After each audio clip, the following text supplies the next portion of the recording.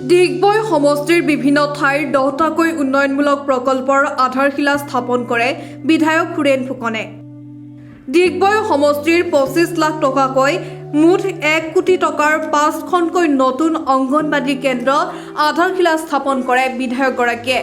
লগতে 7 লাখ টকাকৈ মুঠ 5খন প্ৰাথমিক বিদ্যালয়ৰ বাউণ্ডাৰী ৱালৰ আধাৰশিলা স্থাপন কৰে বিধায়ক সুৰেন ফুকনে। আনন্দবাগ আদৰ্শ অংগনবাদী কেন্দ্ৰ, হলংহাবি আদৰ্শ অংগনবাদী কেন্দ্ৰৰ লগতে প্ৰধানমন্ত্ৰীৰ খনিজ ক্ষেত্ৰ কল্যাণ যোজনাৰ জৰিয়তে ডিগবৈ মহিলা মহাবিদ্যালয়ৰ শ্ৰেণীকোঠাৰ আধাৰশিলাৰ উপৰিও ডিগবৈ ক্লাবৰ প্ৰাথমিক বিদ্যালয়ৰ আধাৰশিলাৰ অনুষ্ঠান আৰু ডিগবৈ বৰবিল পথাৰবস্তি প্ৰাথমিক বিদ্যালয়ৰ আধাৰশিলা স্থাপন কৰে বিধায়কগৰাকীয়ে। উল্লেখ্য যে ৰাষ্ট্ৰীয় ঘাইপথৰ কাষত থকা বিদ্যালয়সমূহৰ ছাত্ৰ-ছাত্ৰীৰ বিভিন্ন দিশৰ সুৰক্ষাৰ হেতুকে এনেদৰে বাউণ্ডাৰী ৱাল নিৰ্মাণ কৰা হ'ব বুলি জানিবলৈ দিয়ে বিধায়কগৰাকীয়ে। আমি 10টি অনুষ্ঠানৰ আজি আধাৰশিলা ৰাখিছিলোঁ।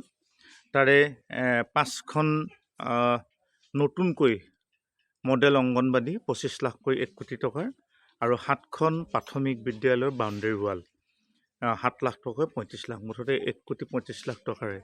গতিকে খুব সুন্দৰভাৱে নিৰ্মাণ কৰিবৰ কাৰণে শিক্ষক-শিক্ষয়িত্ৰীক আমি আহ্বান জনাইছোঁ, পৰিচালনা সমিতিক আহ্বান জনাইছোঁ। আৰু বিশেষকৈ আমাৰ নেশ্যনেল হাইৱেৰ কাষত যিসমূহ প্ৰাথমিক বিদ্যালয় আছে তেওঁলোকক আমি এই ধৰণে আগবাঢ়িছোঁ, কাৰণ ছাত্ৰ ছাত্ৰীসকলে ইয়াত পঢ়াৰ যিটো পৰিৱেশ, সেই পৰিৱেশটো বহু সময়ত যথেষ্ট তেওঁলোকৰ কাৰণে কষ্টদায়ক হয়, কাৰণ গাড়ী আহি থাকে, ক'ৰবাত কেতিয়াবা এক্সিডেণ্ট হয়, ক'ৰবাত তেওঁলোকে পাঠদান কৰাত শিক্ষক-শিক্ষয়িত্ৰীৰ অসুবিধা হয়। সেইটো কাৰণে আমি তেনেধৰণৰ ইতিমধ্যে আজিলৈকে আমি প্ৰায় 50খনকৈ অধিক আমাৰ প্ৰাথমিক বিদ্যালয় ইতিমধ্যে আমি পকী বেৰৰ কাম সম্পূৰ্ণ কৰিছোঁ। আৰু অংগনবাদী কেন্দ্ৰটো হ'ল কি মুখ্যমন্ত্ৰী ডাঙৰীয়াৰ এইটো আচলতে ড্ৰিম প্ৰজেক্ট।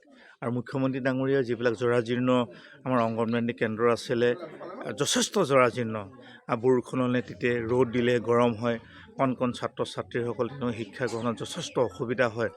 তাৰ প্ৰতি লক্ষ্য ৰাখি ইতিমধ্যে আমি প্ৰায় 50টিমান অংগনবাদী কেন্দ্ৰ আমি পাইছিলোঁ 25 লাখ টকাকৈ। খুব সুন্দৰভাৱে ইতিমধ্যে ডিগবৈ সমষ্টিৰ প্ৰায় 22টি অংগনবাদী এতিয়ালৈকে মুকলি কৰা হৈছে ছাত্ৰ ছাত্ৰীসকলৰ কাৰণে। আমি আজি, কালি আৰু পৰহিলৈ প্ৰায় আমি 30টামান আমি অংগনবাদী কেন্দ্ৰৰ আধাৰশিলা কৰিম।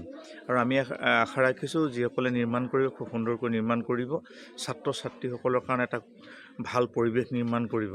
কাৰণ আমাৰ মন মগজু, আমাৰ শৰীৰটো যাতে আমি উত্তৰণ ঘটাব পাৰোঁ, গতিকে আমাৰ বৌদ্ধিকটো আমি উত্তৰণ ঘটাব, তাৰ কাৰণে আচলতে এই ব্যৱস্থাটো কৰা হৈছে। সেইকাৰণে মই আজি এই ৰঙালী বিহুৰ দিনাখনেই, আজি মৰাণ বিহু, গৰু বিহু, আৰু মই সকলোকে মৰাণ বিহু ওলগ জনাইছোঁ, ৰঙালী বিহু ওলগ জনাইছোঁ। আৰু সকলোকে এটাই অনুৰোধ কৰিছোঁ যে আমাৰ যিখিনি ইয়াত নিৰ্মাণ কৰা খুব সুন্দৰকৈ নিৰ্মাণ কৰক। তাকে থেংক ইউ।